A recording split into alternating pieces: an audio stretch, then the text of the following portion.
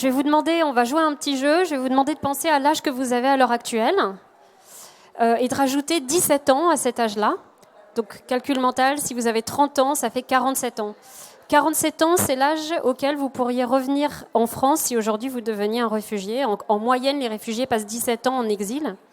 Et la deuxième question que j'ai envie de vous poser, c'est est-ce que vous resteriez 17 ans dans un camp de réfugiés qui ressemble à peu près à ce qu'on voit dans les médias, c'est-à-dire des tentes, c'est insalubre, c'est dangereux, etc.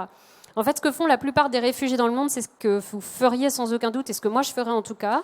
Je ne resterai pas à stagner dans un camp où j'ai aucune perspective. J'irai dans une ville en fait pour recréer un semblant de normalité. Et donc aujourd'hui, la plupart des réfugiés dans le monde, c'est ce qu'ils font.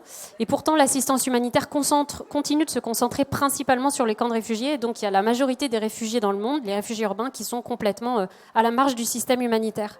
Et donc en fait, ce qu'ils font, ces réfugiés urbains, c'est une fois de plus que vous et moi on feriez si demain on était réfugiés, ils créent des groupes d'entraide. Donc si demain on est tous réfugiés au Mexique, une des premières choses qu'on va faire, c'est créer un groupe d'entraide, les réfugiés français au Mexique, et on va s'entraider.